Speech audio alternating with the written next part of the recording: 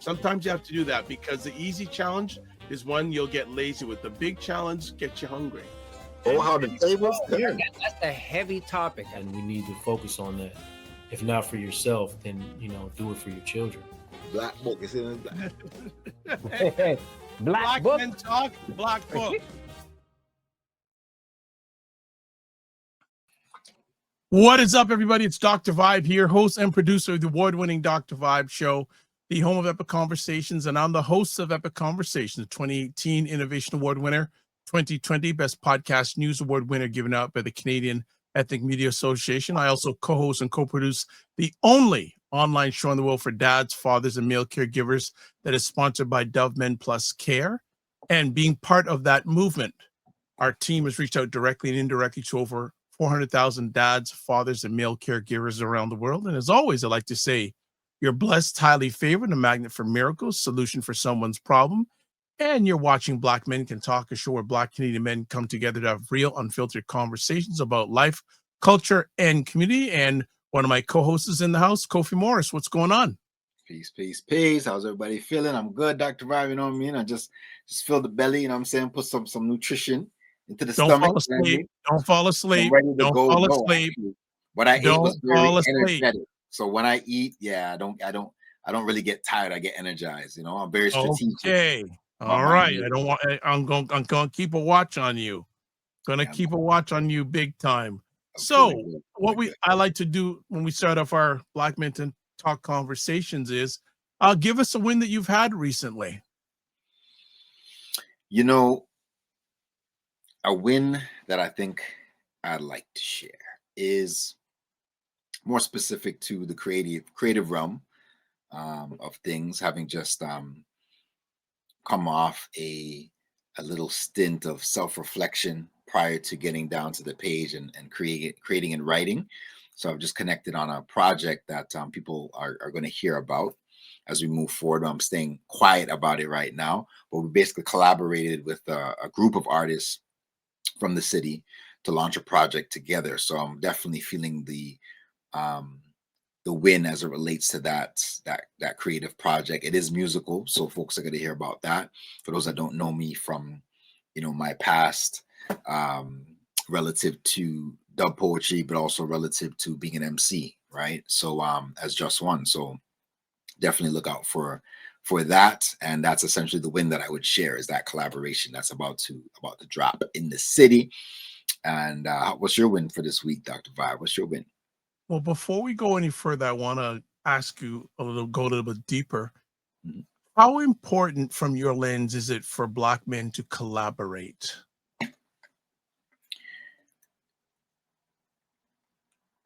I think it's as important as the need for sustainability of the health of our community, right? Because we often do things in silos, unfortunately, relative to the current iteration of where things are socially for us. So when we come together, we can think of it as simple as something as sports. Great things, amazing things happen when we come together on a field, on a court, etc. This is how we have something called the NBA, National Basketball Association, is because of the collaboration of mostly brothers on a court, right? Shooting a basketball. So when you think of the need for us to come together, it's one of the things that are actually fought so much, because it's known that when we come together, we create great things. So when we come together, it's also bringing forth dynamic energies and forces together around not just the creativity of whatever it is that we're doing, but the greatness of the creator comes through, right? That whole piece around the Father, we talk about the Father in a lot of the iteration of Christianity, understanding that energy, that divine masculine energy that comes together can move mountains. So on a ground level, what it does is it shows a certain level of healthy foundation, especially when young people see us as men doing things together. You'll see a lot of young boys emulate the Black men in their environments, right? Whether it's negative or positive. They'll want to follow when they see men collectively doing something. They'll want to follow. They're like, yo, I see myself there. So I want to be there. I want to do whatever they're doing. So the next generation literally is waiting for us to come together to be able to follow something positive. Love that. Love that. Love that. It reminds me a number of years ago, a gentleman who, one of my earliest mentors when it comes to manhood, he said, Dr. Vibe, our young people replicate what they emulate. Mhm. So thank you for sharing those wise words. You asked me myself in regards to a win that I had. I have a lot of them, but one that happened just today. Uh, Almost every week I get together with a group of people or we chat, whether it's digitally or face to face. And there's a lady who's part of our group, always vibrant and all that. And I noticed today she wasn't her usual vibe, for lack of a better terminology.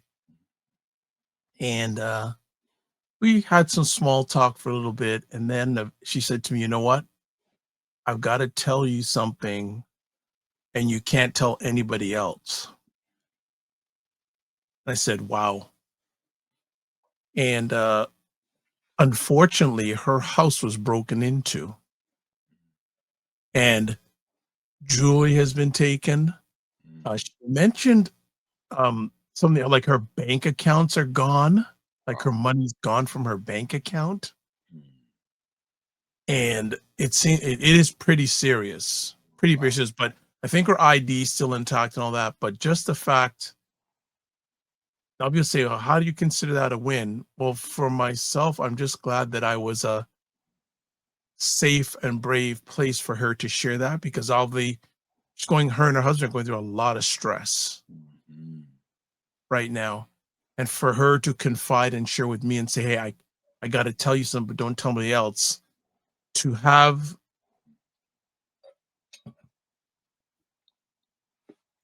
that presence and environment that people can trust me with some of their lows and challenges in life, for me, that's a huge win for myself, Absolutely.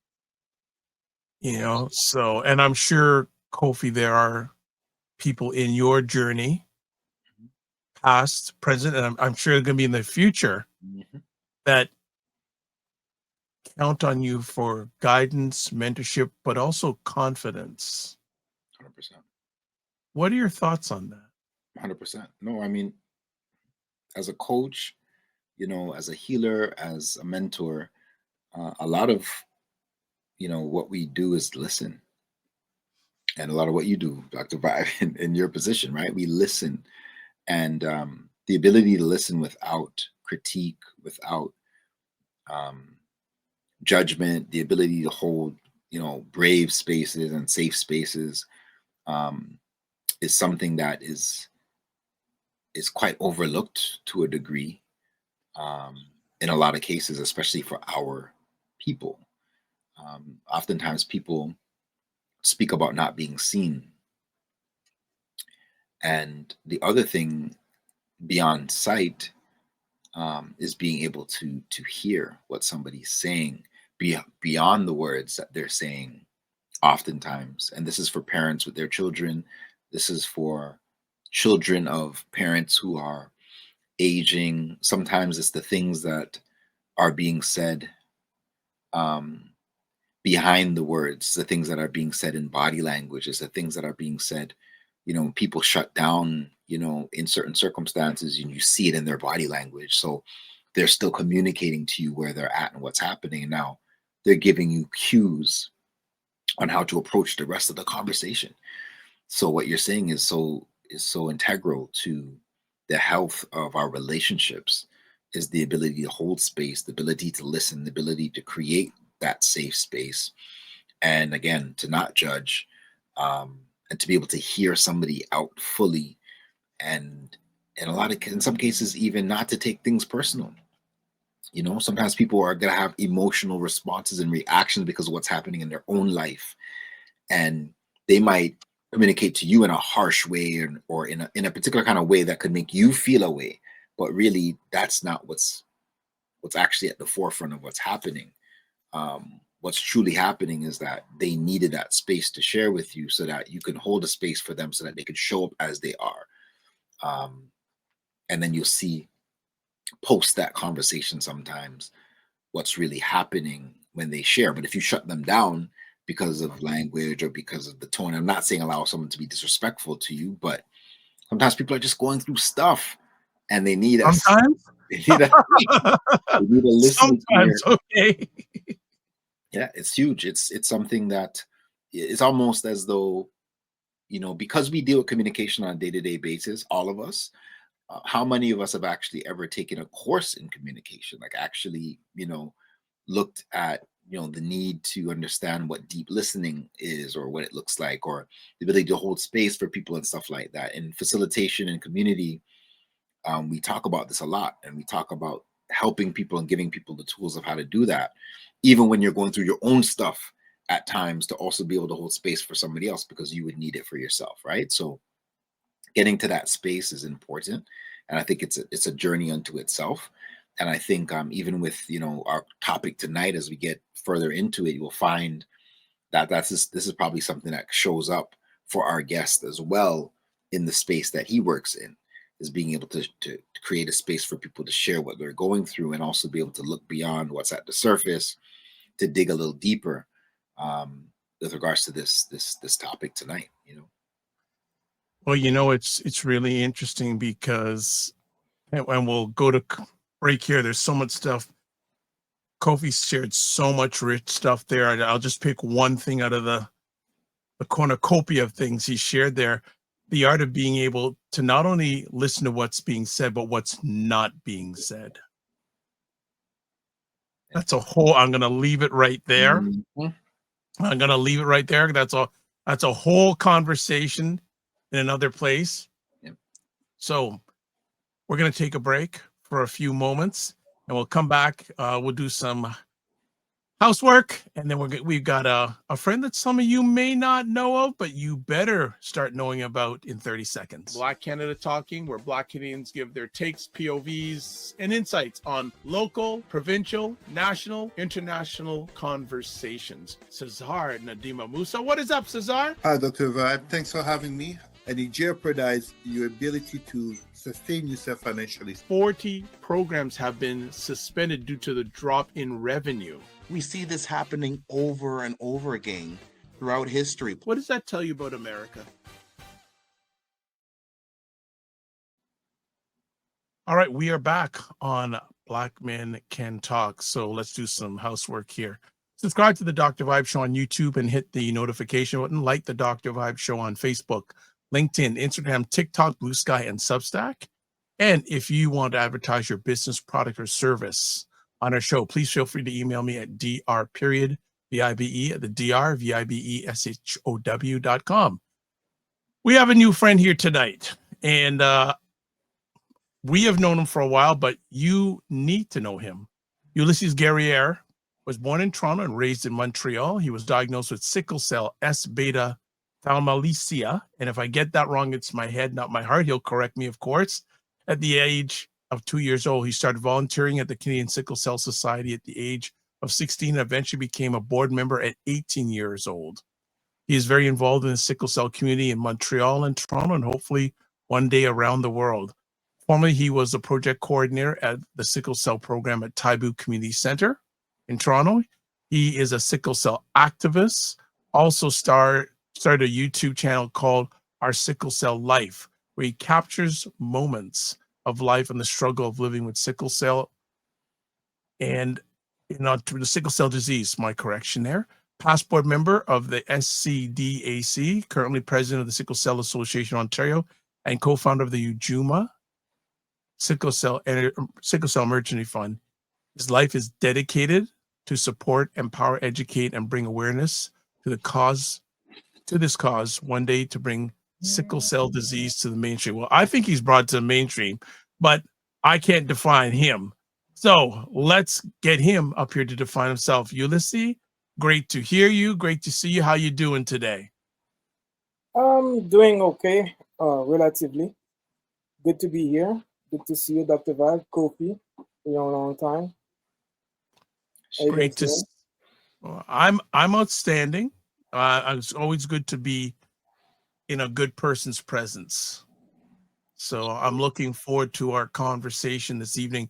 Kofi, do you want to kick it off, or would you like me to kick it off? You know, I have some preemptive questions, but there's a quick thing I'll share, I guess, in terms of my journey, connecting to those who are experiencing symptoms and what have you. And we'll get into some of that, of course, on today's show. But I was just reflecting on one of the first people in my life that I came across, that I was even aware of the symptoms, some of the symptoms that are faced. And this was in my early 20s. And I was a sister of mine that we used to do a lot of work in a creative space. And at times she would tell me, you know, she's in a space, she's in crisis, etc. She was in the hospital yesterday and this type of thing. And I didn't know at that point. You know, again, the ignorance of not knowing meant that she became a source of information for me to start understanding the disease and how it works and how it shows up in our lives. And I just say that, you know, there's some serious warriors in our community that are working through the symptoms of sickle cell, and when you see them, you wouldn't even know, right? And I think it's one of those things that my question is always, why isn't there more understanding, awareness, dialogue, etc.? How is it that it's almost like I look at it almost as, you know, a silent war that's taking place, in a sense, and that's a harsh way to put it, but it's like I feel like it's a silent war in our community that's taking place from a health perspective, and we still don't know enough about it. So I guess my first question to you, you know, brother, is why do you think that that's the case? Like why, and is that still kind of what you come across often, a lack of information and awareness? Yes. Well, we'll start by giving like a little background about what sickle cell is. So for people that they're not aware, they don't know what sickle cell is. It's a red blood cell disorder. So essentially, the normal red cell, it's shaped like an oval. The sickle cell, that's the way the name comes from. It's shaped like a sickle. It's like a crescent. So what happened, because the red cell is abnormal, it's shaped like a crescent. When it goes to the vessel, a bunch of the red cell clamps together and blocks the blood flow. So there's no blood flow going in that region. There's no oxygen because the red blood cell carry oxygen. So if there's no oxygen going to that region, so that region over time could die. So essentially what happened, it creates pain. And that's the first symptom people with sickle cell encounter. It's pain. It's severe pain. It's pain that you cannot even comprehend, because it's hard to explain to people what it feels like. But if somebody ever like broke a bone, or if you ever had a toothache, or you have an extraction of your tooth, that the type of pain that you feel like that. So put that like 100 times more. That's the amount of pain that you go through. For women that that had children, childbirth, they say sickle cell crisis pain is nothing compared to childbirth. So they would rather have childbirth pain 10 times over than having a sickle cell crisis pain. So that can give you an idea of the pain. But for people that, everybody has somebody, or they've been around people, or they've seen it on TV, like somebody that have cancer in terminal phase.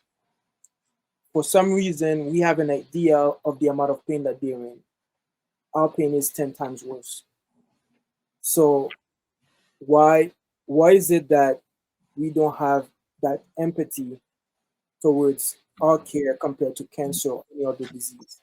The number one reason and the number one issue, it's racism. It's simple as that. The reason for that is because sickle cell is prominent in the Black population across the globe. It's not a Black people disease. This is what they've been, the propaganda was, this is a Black people disease in the 70s and the 80s. But you will know that there's Caucasian that have sickle cell. So, and then there's different type of sickle cell disease. So there's different types. So it's not like sickle cell is not just like a one size fits all. illness, it affects people in different ways. So some people might have, you can have 10 people that have sickle cell, and they all live with sickle cell differently. They all would experience pain, but in different levels, different frequency. Some people will have like crisis a lot. Some people will have crisis like once a year. Some people once every 5 years. So it's different. So because of that, it makes it difficult to standardize the care because of that issue. But at the same time, it's because since this disease doesn't affect the mainstream population, quote unquote, there's no funding towards the care for sickle cell disease. There's no major awareness campaign that's been done on the disease over years. But even in our community, like Black people in general, I would say like a lot of people don't know enough about sickle cell. Like although we do know about it, because like when you have conversation, you will hear somebody say, "Well, I know somebody, or I have a cousin, or I have an uncle, or my grandmother." Like it's always connected to some degree that they know about it, but they don't know the depth of how it impacts the individual. How does it impact the family, the people that surround, the caregivers, etc. Right? So those are the type of things that we need to bring more awareness, more lights towards. Beautiful. Thank you for that, brother. Thank you. I'll throw it to Dr. Vibe. Okay. There's so much, and we haven't chatted for a few years, but I want to talk about, and you can speak from personal experience. What are the most common challenges people with sickle cell disease face in emergency departments? That haven't changed a lot over the years, but the number one challenge is we've been stigmatized as drug seekers, and that's a challenge that we still face today. It gets better in certain like hospital that are, as an example, like major centers in Canada and the US, particularly all over the world. There will be like a hospital that is known to treat or to care for individuals living with sickle cell. So those hospitals, you will have less chances of having those kind of issues. It does happen, but it's a bit rare compared to outside hospital. Let's say, I'm going to give an example. If I go to a hospital in Toronto, down in the downtown core, let's say UHN, Princess Margaret, St. Michael's, like name whichever major hospital downtown. Most likely they'll know what sickle cell is, or they will have an individual living with sickle cell that went to the hospital to access care. So because of that, they are more familiar with it. So chances are that you'll get less of those issues. But a lot of it has to do with unconscious bias. We all have biases, but in the healthcare system, it should not be there, but it's there. We're all human. But at the end of the day, what we ask people is like, leave your biases out of the door.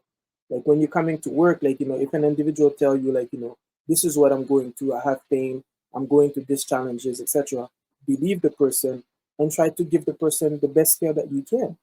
But a lot of the times we don't get that. And it doesn't matter like, who's treating you, whether the person is Black, white, whatever, you still face those issues. So it's a stigma that carries around.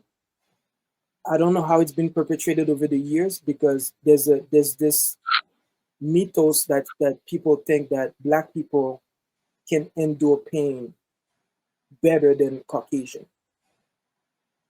I can't tell you where it comes from, but that's a myth that people think. Whether male or female, if you're Black, you can endure pain better than Caucasian or any other race.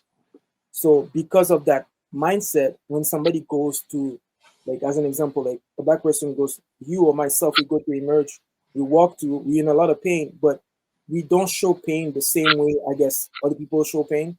We're not necessarily gonna cry, we're not necessarily gonna make a lot of, like a scene or etc.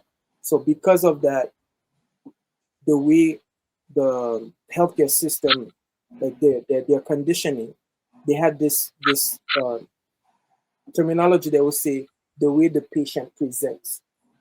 So if you present yourself in a specific way, the way that they describe pain, they think like when you say acute pain, that means you should be in so much pain that you have to express it.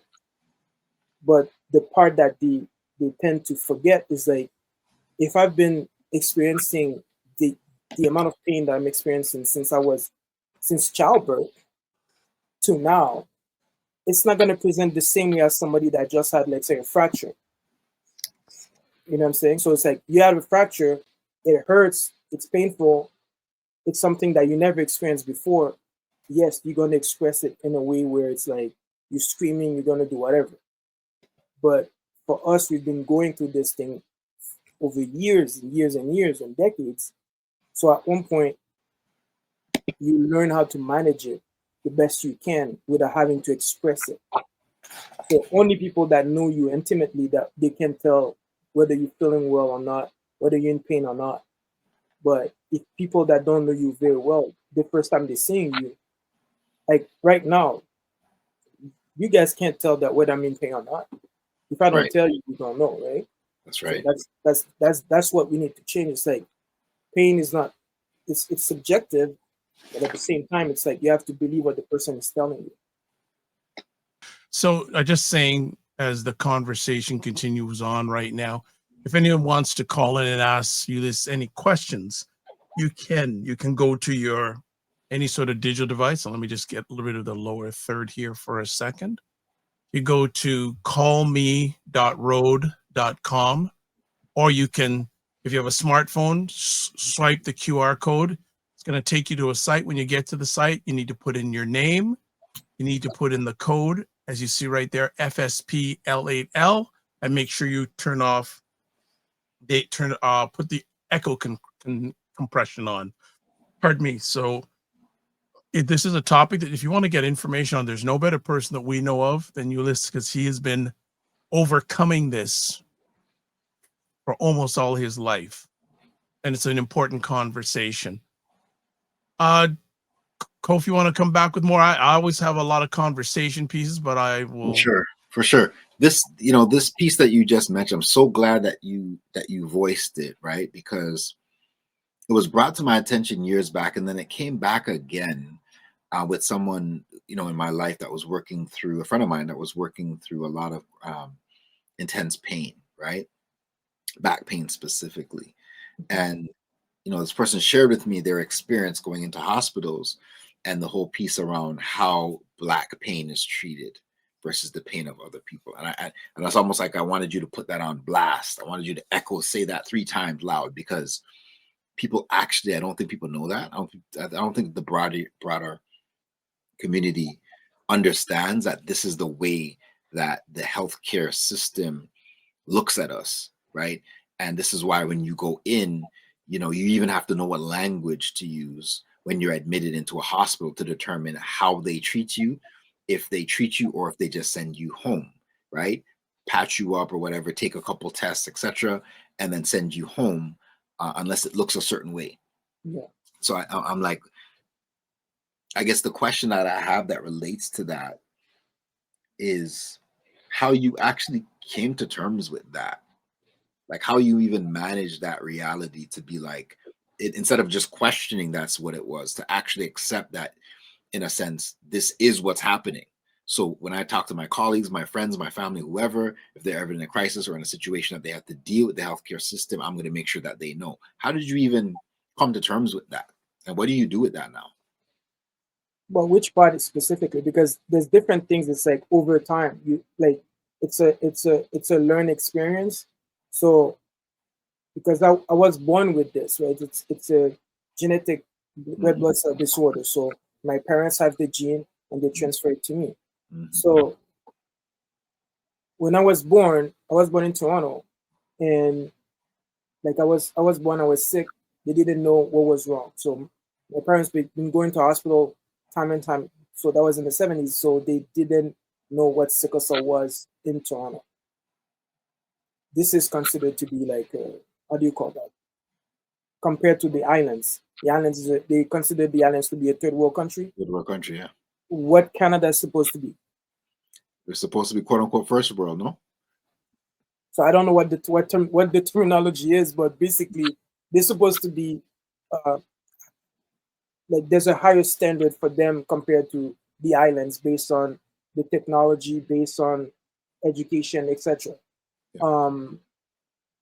Industrialization make United States, Canada, and Europe like known to be like quote unquote superior. Yeah. A developed nation. Mm-hmm. There you go. Thank you. That was the term. So with that understanding, people tend like our parents left the islands to come here because for a better life, thinking that same ideology that United States and Canada and Europe, the standard of life is better. That's what we thought. So when I was born, so let me reel back a little bit. So my parents had 5 children. So 2 out of 5 passed away from sickle cell. So I'm the 3rd child. So the firstborn is my sister, my older sister. She was born, she carries the gene of sickle cell disease. So she didn't develop any symptoms. So she was born like as a normal child. So the 2nd child was another girl. So when she was born, she started having some symptoms of, she wasn't well. And she passed away at 6 months old. So when I was born, my parents saw signs of the same symptoms my older sister, the one that passed, showed. I was showing the same similar symptoms. So my mom was like, something is wrong with this baby. So going to a hospital, and they tell her all kind of like different diagnosis without the right one. So they'll say it's growing pains, it's colic, it's this, it's that, right? So my parents from Haiti, so they went on vacation in Haiti when I was 2 years old. So I got a crisis while I was there. And while I was on vacation, the doctor that was in Haiti diagnosed me from sickle cell. Because sickle cell affects a lot of people of African descent, we knew what sickle cell was because there's a highest prevalence of sickle cell in the islands and in Africa and different places in the world. So because of that, they saw the signs right away. Like if you have jaundice as an example, it's a sign.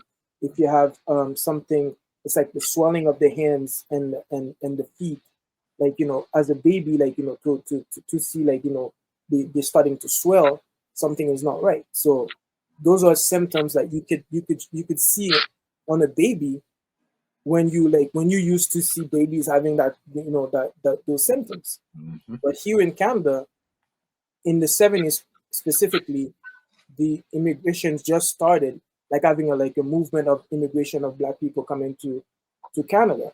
So they weren't family because they didn't see as much people having sickle cell symptoms to the hospitals. So they weren't aware of that. Long story short, the doctor that diagnosed me of sickle cell in Haiti, she moved to Montreal, and we moved back to Montreal at one point, and she became my doctor. So her name is Dr. Yvette Bonny, and she's a famous doctor in Canada, representing sickle cell. She's the first doctor that did the bone marrow transplant in Canada. So she's retired now. She's in her 80s, but she's doing well, and she's still the reference when it comes to sickle cell care in Canada. I was blessed because of that. Because of her, I was able to get appropriate care when I was a child. She was like my second mom. Like whenever I had an issue, my mom will call her. Obviously, she's Black too, so my mom will call her. We had like a relationship. Mm-hmm. So I don't know, those things doesn't happen anymore. But back in the day, we used to you used to have a doctor's phone number. Phone number. You just call up and have a conversation about what's happening. Exactly. But now it doesn't happen anymore. But back then, that was the case. So one phone call, she will call the hospital, have the room ready, and I'll go in. When I turned 18, so at 17, a few months, I was sick. I was going to pediatrics, the pediatric style. I had a good treatment. So my birthday is in February. So I turned 18 in February. I had a crisis during my birthday month, and I ended up in hospital, adult care. It was a nightmare. Compared from pediatric, I had like red carpet treatment to people ignoring you. I was in hospital waiting for hours when I used to get rolled in right away. And this is the way you're supposed to treat somebody that has sickle cell. It's like as soon as they go in, they have to be cared for inside of 30 minutes, because the first 30 minutes is very critical.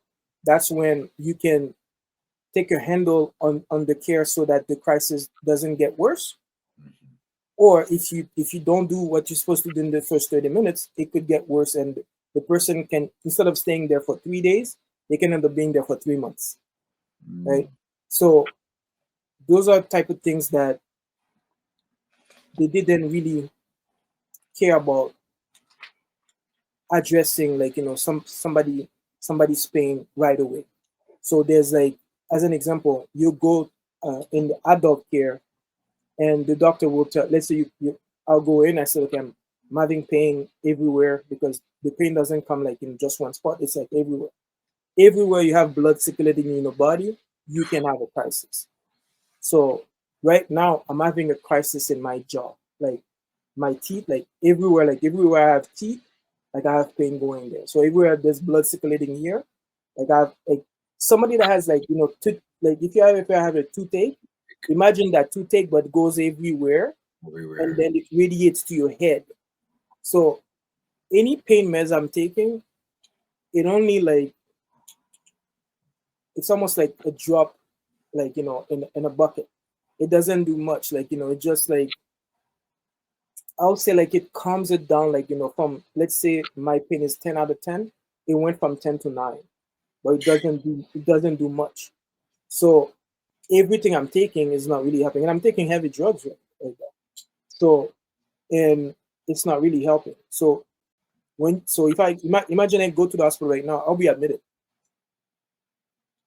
So now I'm gonna ask the doctor, okay, I need this type of medication. So the type of medication I'm taking, it's narcotics, heavy narcotics. Like, you guys know, familiar with morphine or hydromorphone.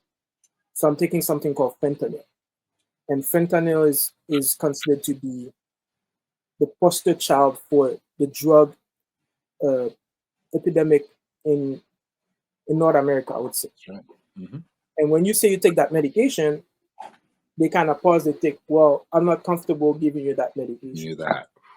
But did I decided to give myself this medication? That's right. I was given that medication by a doctor. So if I know the name of the medication, the dosage of the medication, I didn't come up with it. Somebody gave it to me. Mm-hmm. So if I'm asking you to give me that because that's what I need for my pain, and you turn around and say, I'm not comfortable giving you that. So who's working for who? Like, That's you, right. the doctor, you're supposed to be there to help me. That's right. And you tell me you're not comfortable, so I'm supposed to ease your comfort. And what can you give me?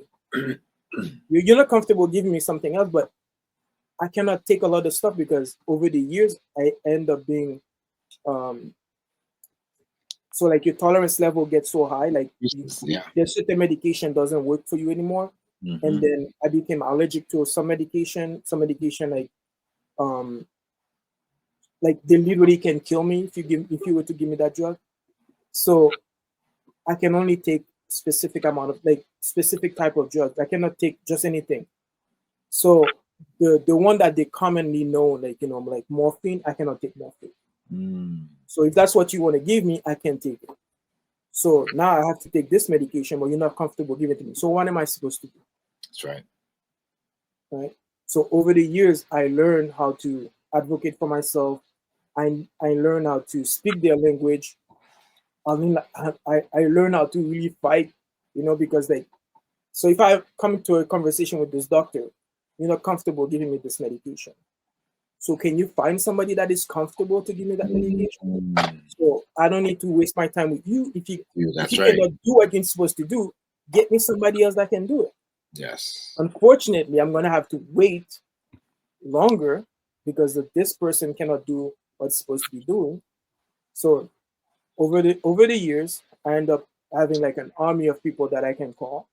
So you don't want to do this job, you cannot do it. So I know your boss.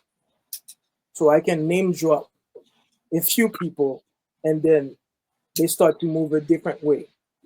I can call this doctor that's in charge of the head of department of this, whatever department that you're in. So I know pretty much like every doctor in the hospital that I go to, right? So because of that, it kind of give me a way to advocate and do things a different way. And also like I know the requirements of what I need, and I can say it in a way where the person like kind of realize that I'm not like a druggie off the street. Like it's not a drug abuse situation. I'm really there for something specific. Go read my file. Just take a moment, read my file. And some of the times it's like the doctor don't even have time. I won't even say like, they don't want to do it. It's just like sometimes they don't have the time. So, okay, you don't have the time to read the file. I'm telling you what you're supposed to do for me, and now you tell me you cannot do it or you're not comfortable doing it. So what do you want me to do? Like, what am I here for? That's right. Right? So it's almost like you have to do like a reverse psychology on them for them to actually take a moment and take care of you, right? So, and now think about it, right? You're in a state where you're in pain. Exactly. Like you cannot even tolerate. You don't have you have a short fuse. Anybody that's been in pain for quite a amount of time, like you're sensitive, like you hypersensitive, you don't have time for nonsense. Like, what I mean? You have a short fuse. So they'll say like, Black people in general, like we are difficult patients. It's not that we are difficult patients. It's just like we don't have the patience to deal with the nonsense. And that's why we have a short fuse. And like, they'll say like, if we speak loud, there's a word that they use all the time, like, we are aggressive. It's not that we are aggressive, like, I'm passionate about what I'm saying. And I'm so that you bring me to a level where I'm like, I really cannot say what I really want to say, but I'm trying to be mindful of how to say it so that I can get what I need and have you out of the way.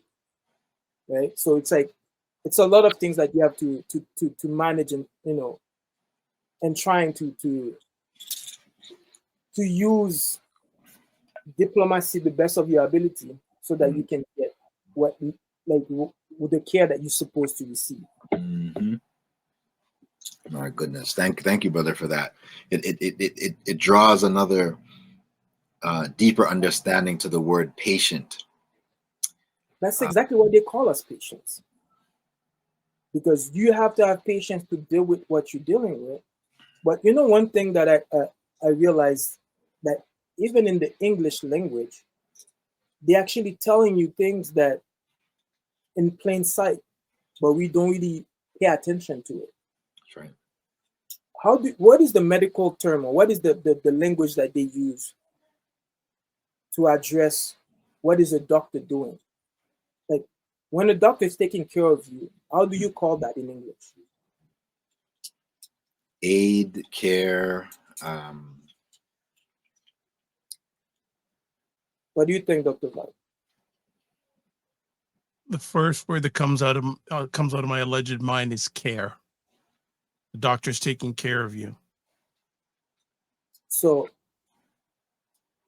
for the doctor to take care of you, there's a word that they use to kind of like put all of this together. So when a doctor is taking care of you, when you're seeing a doctor, is actually doing something, and that something has a specific word for it. And when you start thinking about it, you realize the way that medicine was created wasn't necessarily, like, when you think about it, it makes you really question medicine in general. Doesn't come to you guys? I'll give you the answer. When a doctor is taking care of you, for lack of better words, they say practice. Yes. Yes. A doctor is a practitioner, right? So essentially, the doctor is practicing on his patient to find out how to do what he's supposed to do, right? In French, they'll say like a general, like a doctor in general medicine. It's called an omni practitioner. In English, they'll say it's a general practitioner, right? So when you think about those words, what that makes you feel as a patient. That they're trying a thing. That with my body, my whole self that's coming into this space, you're just trying out something to see if it might work, and you're just practicing on me to see if it might work, it might not, but we're just trying. Yeah, we practice. It's something that it's triggering, and I think But going back to what you when shared. you think about it, right? It's practice. They're practicing, right? They're practicing on me, but this is my life. If you mess up, I'm gone. That's right. Right?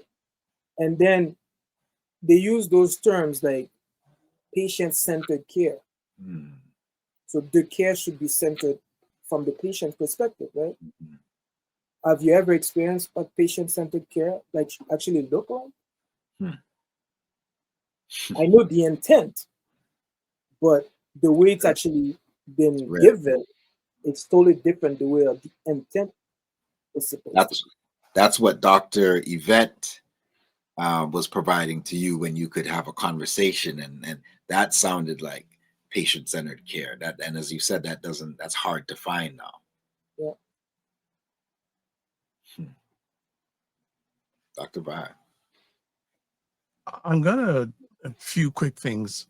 Ulysse, if you're open to it, I believe I'm suggesting we need to do part 2 of this, because there is a whole myriad of conversation pieces that need to be addressed when it comes to this subject. So definitely I'd like to have a part 2 of this sooner rather than later, because I have a few more conversation pieces. And even if I asked one right now, it would take a lot. It would probably push past the time that you're available. And I remember our first conversation online, and when you said, when you came on in the green room, I knew you weren't 100% by the way you addressed me. I knew you weren't 100%. So for Kofi maybe hearing it for the first time, I already had that feeling. He isn't at 100% because you said you could be better. And I harken back to our first conversation about some of the things. I go, yep, got it. Nah, he isn't 100%. So I do that, but I just want to get some comments up here. Culture Life says, good evening, gentlemen. Frequency Event Promotions in the house says greetings. It also says salute, Ulysse. All right. This is what I'm going to suggest. I want to suggest maybe you talk about a little bit about the Sickle Cell Association of Ontario, and also talk about the petition. Okay. So let's go with the association first. Well, briefly, the Sickle Cell Association of Ontario was founded by co-founded by Miss Lily Johnson. She passed away actually last month, and she was 103 years old. And she was my mentor. And the thing about Miss Johnson is that she's somebody that don't have sickle cell, don't carry the gene, but she was a nurse. and she was the first director of public health in Ontario.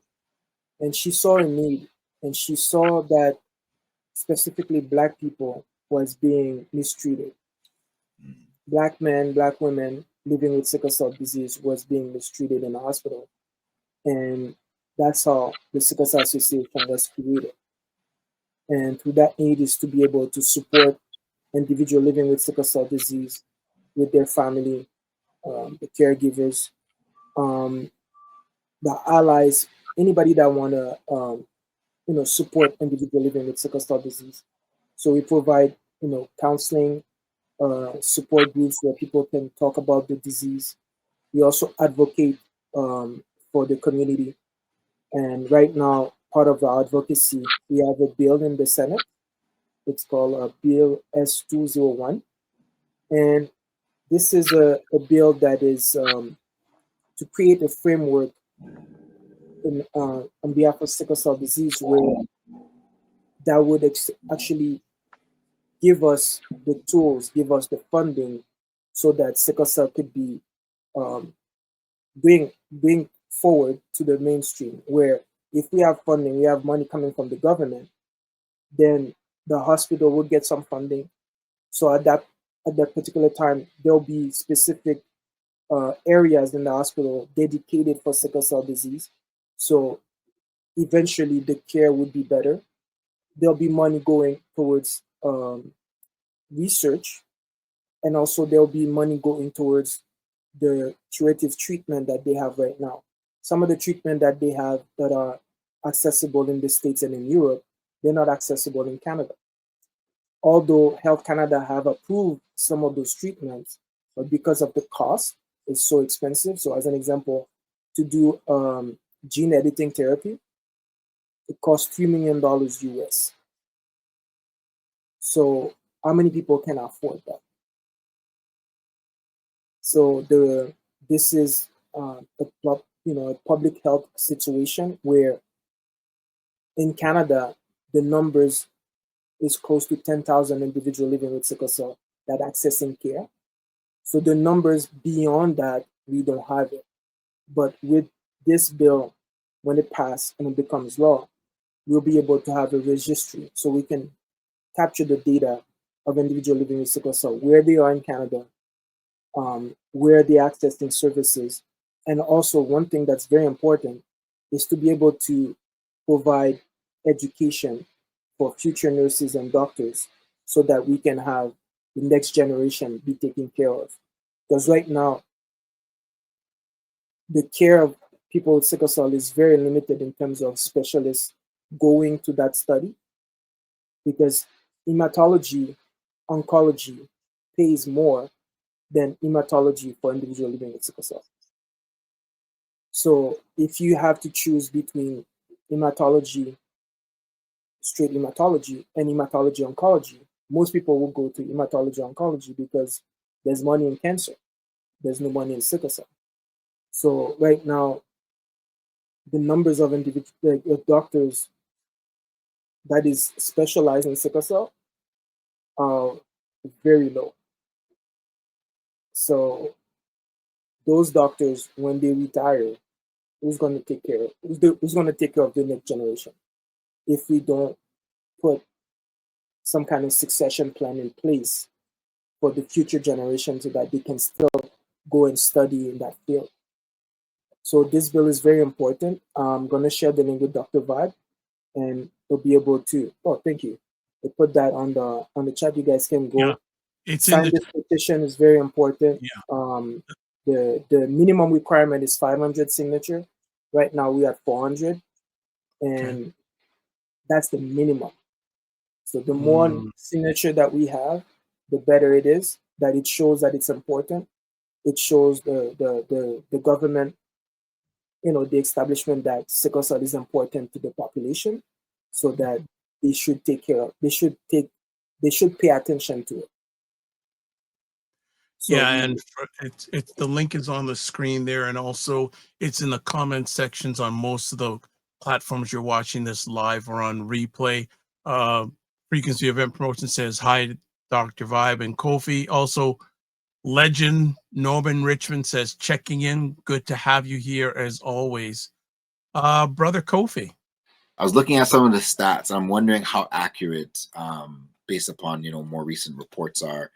It says that incidence of newborns with sickle cell disease they vary. It's about 1 in 5, 650 in Ontario. Let me go back. So what we know, based on the latest report that was done that goes back to 2012, there's one child out of 2,500 born in Canada that is born with sickle cell disease. So that exclude, we're talking about 2012.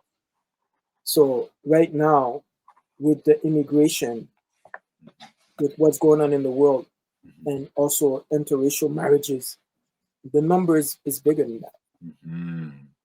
And the other part too, it's like we're talking about people that have sickle cell disease, but what about the people that have the gene, that carries the gene?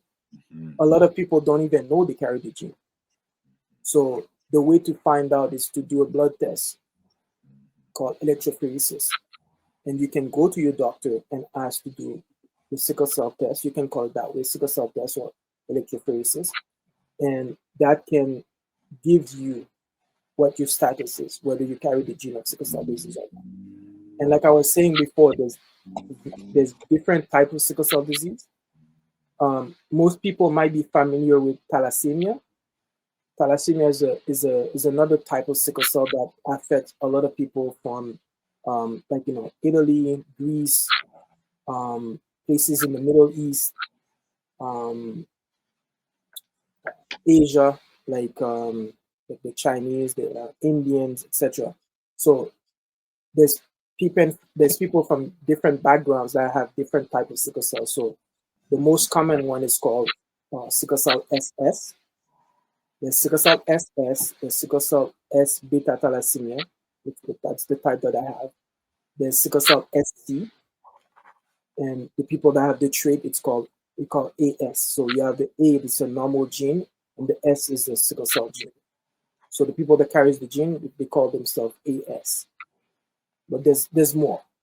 So what I'm saying is that at the end of the day, say if you carry the gene of any type of sickle cell or thalassemia, and you have a partner that have another type of sickle cell or thalassemia, you guys come together. There's one out of, it's 25% chance out of every pregnancy that you can have a child that has sickle cell disease.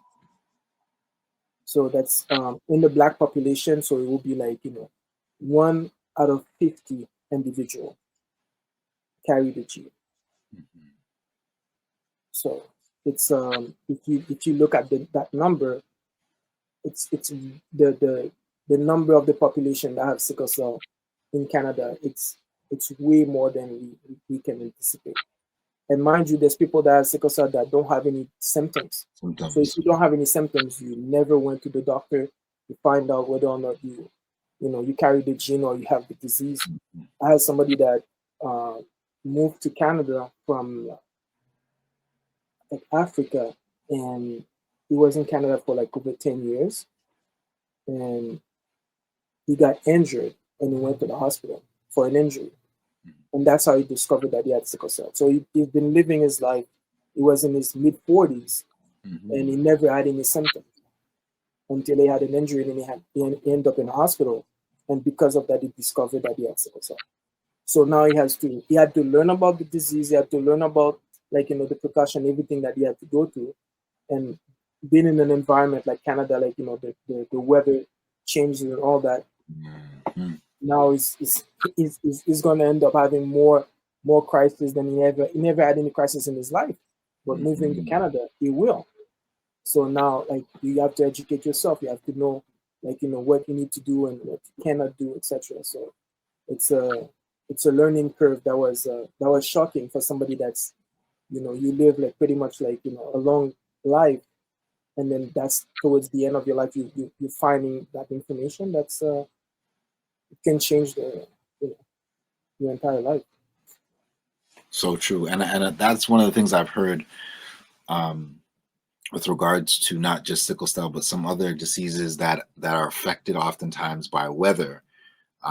That it's sometimes it's more ideal to be in warmer climates, or to be able to be like a snowbird in those kind of scenarios, to actually be able to go to a space that, whether it's the States, whether it's Caribbean, Africa, etc., to be able to manage the symptoms. Is that kind of what you've come across as well? That's kind of But reoccurring. for us, the issue is like individual living with sickle cell disease, we are like below the poverty level. So we cannot even afford to be a snowbird. Travel. Right. So it makes it difficult. So back to the racism. I'm talking about this. This is luxury. You're thinking about like, being like a snowbird. You cannot even maintain like a full-time employment. So think about like the majority of individuals living with sickle cell cannot maintain a full-time job. So how do you go through life to adulthood, managing your life, going through so much heartache? You know what I mean? So you have physical pain, but then you have mental pain, you have societal pain, because like, you want to be productive, you want to be an instrumental member of society, but you have limitation that you cannot do. Yes. But this society that we live in doesn't even give you the tools that you need to be able to live. You're not even considered to be a disability. Wow. So really? If you're not considered as a disability, can you imagine all the barriers that we go through? That's why the bill is important. 100%. So this is Bill S201, you said? Yeah. How do we support that bill? That's the first part of my question. The second part is, what role do you feel, since this is Black Men Can Talk, what role do you feel Black men can specifically play in supporting the awareness and advocacy for sickle cell? Well, first thing is like what we can do as an individual. What can you do? Number one, if you're healthy, donate blood. Blood is important for us. Like, I have to get blood, like I have to receive blood on a monthly basis. And for me to go to one treatment, on average, I get 9 to 12 units of blood.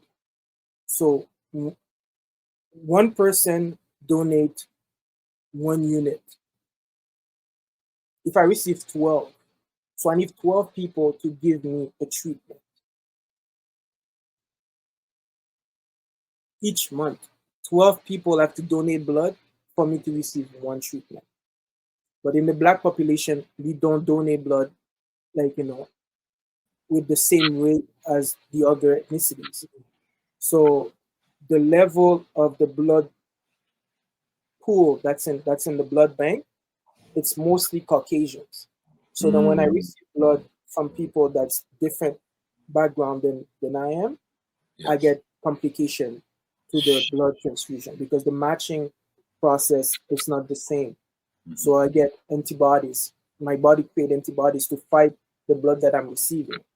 And I need the blood to survive. So this complication could be avoided if I was to receive blood from people from the same ethnicity that I am.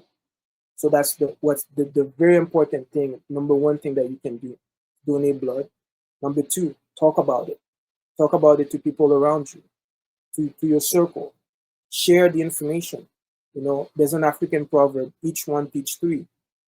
So you should be able to do that. The other things, like, I know, like, people don't, like, nowadays things are difficult, and with inflation and things are being so expensive, your dollar, you keep it so tight, but we need money, right? So we would like people to donate, but I understand that not everybody can donate, but you can volunteer.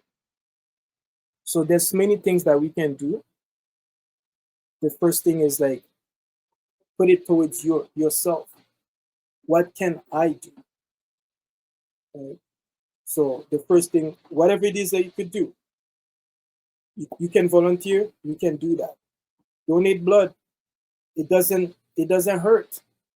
Like the prick, it's like Have you ever been bitten by a bee? That's as much as it hurts for you to get like the when they poke you for you to give the blood. That's as painful as it is.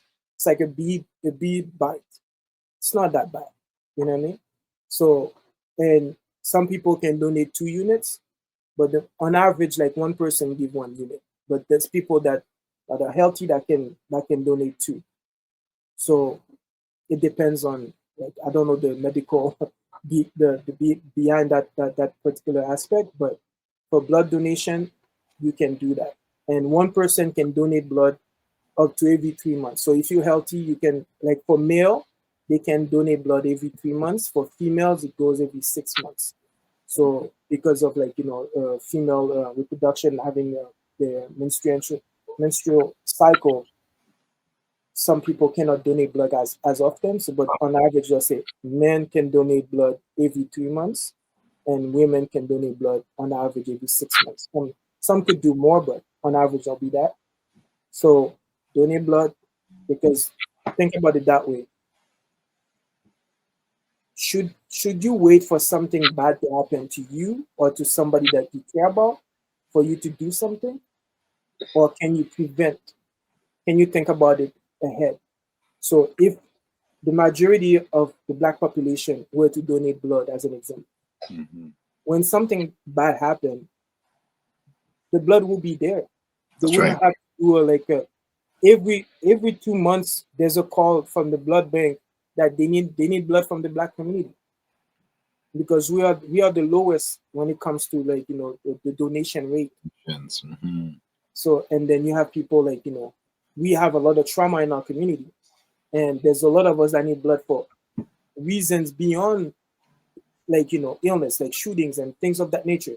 People need blood, like when there's a surgery going on, people need blood. There's a lot of need for blood beyond just, like, a critical illness. So that's the one thing somebody can do, anybody can do. Like, blood, it's in you to give. 100%. Thank you for sharing that. But I think this is definitely something that the show itself can support. As Dr. Vibe said, I definitely am looking forward to having a part 2 to this. I think between now and then, being that this is Sickle Cell Awareness Month, the opportunity is here for us to raise awareness by doing things like this show, but also getting brothers, as you said, and our community to go out and donate blood. If it's a concern in terms of the pain factor or whatever, what the case may be. I know Ulysse said that it's like a bee sting, but I think it's a little bit less. It's a little bit less. People are afraid of bee sting, right? But a little bit less than a bee sting. But I think just the reality of looking at, like you said, imagine this was a loved one. This is a family member. This is your friend. This is your daughter, your brother, your sister, your mom, your dad. Would your concern be a prick over, the potential of supporting a life, right? So to be able to move beyond some of these things that we hold on to as a community that prevent us from being able to help and support one another is important. So that's something I definitely want to say and advocate and acknowledge the importance of getting out there and donating. If you haven't before, you haven't had the experience, the first time, of course, with anything is getting over that uncomfortability or what have you. And I've donated blood myself before. So getting over that to getting over to the other side, I think, is the first step, the first opportunity and experience. And then moving from that point, I think it becomes less challenging in terms of just your mind grasping the concept, first of all. And I think what you said is so key. Talking about it more also can help us to get over this lack of information, understanding, and awareness. And I know that we're going to put, of course, Ulysses' information there to reach out and connect. So that will be another point of reference and connection and bringing him back onto the show. But I definitely want to ask this whole piece that you said, in terms of things that we can do. They're very concrete, they're very practical, and these are steps that we can take tomorrow. So I'm advocating for that and supporting that. I'll throw it back to Dr. Vibe. Well, Ulysse, I want to say thank you so much for taking the most important thing, that you have your time to share with us today. And I would like you back sooner rather than later. So certainly between Kofi, Sadat, and myself, we're going to work it out sooner rather than later, because as I said, there's a whole bunch of things that I'd like to get input or, in regards to health system partners, wait times, patient, and the whole, how it's handled even from childbirth these days. All those things I think is important for as an education for the people who are watching this, what employers need to know. All these things I feel are very important to be shared, but we'll leave it at this now. And again, if people want to find out more information about the Sickle Cell Association of Ontario, there's their website. Here's the link for the petition. As we let you go, as always, I say, don't just manage your time, manage your energy. Remember to give yourself grace, and we'll certainly speak with you soon. And we hope that you're feeling better soon. Thank you. Appreciate it. Thank you. Keep Thank the you, faith Kofi. and take care. Thank you, brother. Thank you. Peace and blessing. All right. Kofi Morris, do you have a health take for us before we exit stage left? Yes. Listen to your body. There's something that we practice in the mindfulness space in regards to body scanning. And it's a way in order to listen to what's actually happening in your body. So your body's provides that diagnostics, just like your car, your vehicle would. And I always ask people, if the gas light in your car went on, what would you do? Right? If the oil light went on in your car, what would you do? You'd most likely address that issue right away. You go and make sure you put gas in the car. If it was an oil related situation, you go check your oil, see when's the last time I made an oil change. Well, when your body's talking to you and telling you certain things, and that could be as simple as a pain, something that feels harmful in a sense in the body, recognizing that your body is more important than that car, than that cell phone, than that whatever. So actually taking the steps to determine, what is that? Let me go check that out, right? So actually listening into your body and what it's saying to you.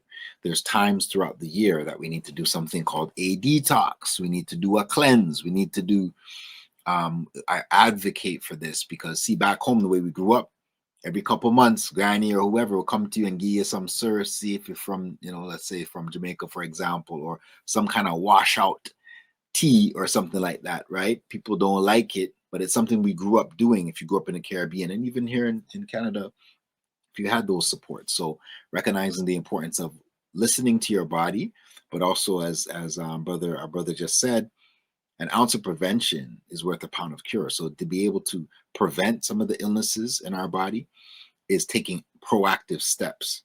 So on another show, I will discuss and speak about the importance of things like colonics and things of that nature, which is a deeper form of cleanse. But being able to do this ties right back into knowing when your body is telling you that this is what's needed and necessary. So increased gas in the body, right? Flatulence, again, belching, these kind of things are telling you that oftentimes, if it's not, again, specifically digestive related, something you just ate over a period of time, if you see these patterns, then you know your body's telling you it's time to clear things out. It's time to cleanse. So really taking time to listen to, what is my body saying? What are the steps that I can take to address it? And actually taking proactive steps to look into whether it's connecting with a healthcare practitioner, ensuring you're up on your yearly physicals, etc., or connecting with your primary healthcare providers.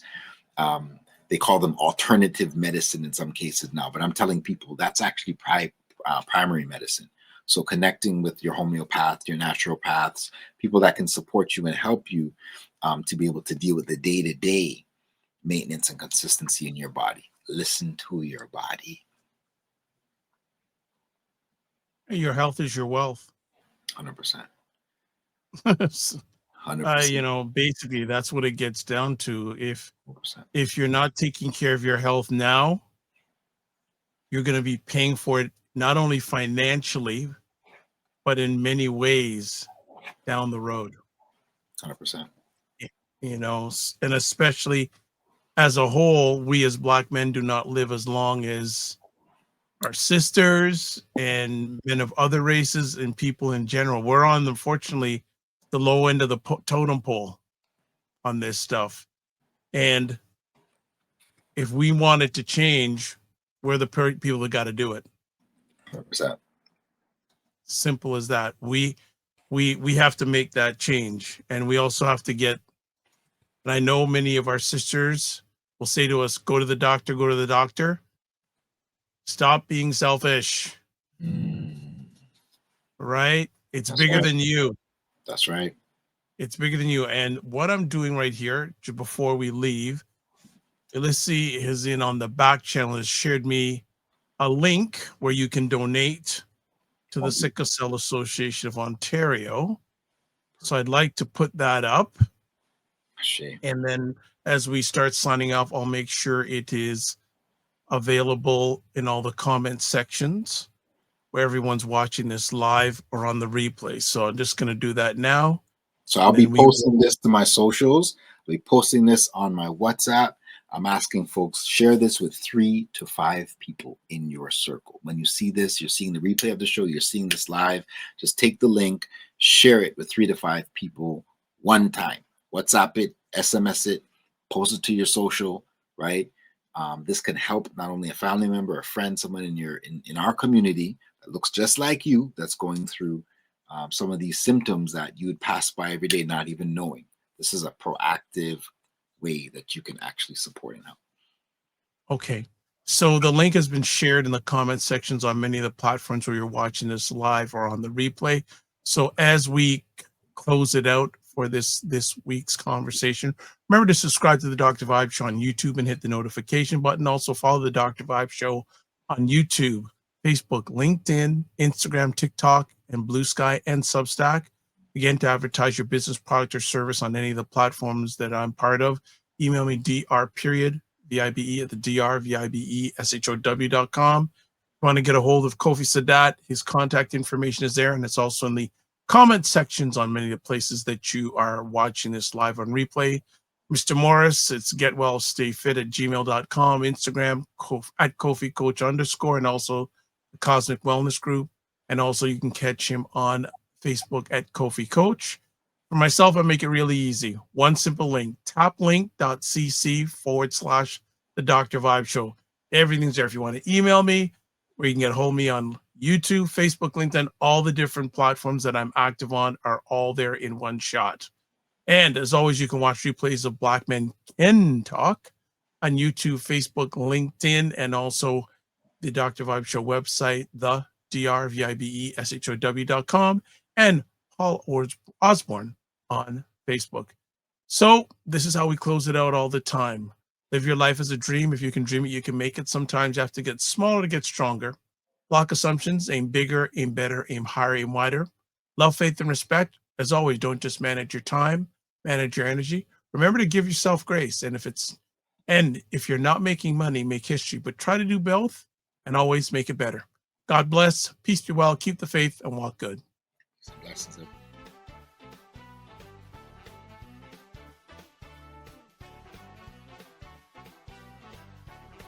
Time that our parents, they're like, I have nothing to teach you. I don't know nothing. And they know my dad's at that point now. It says, That's my point. But I'm saying, no, Dad, you got lots more to give. You know how cold it is when these two brothers in their yard. You know that. You know that. You don't know that, bro. You know No that. joke. I know we all have these things, but you know what? My go-to is this thing. Wow. Black book. It's in the black. Black Men Talk, Black Book.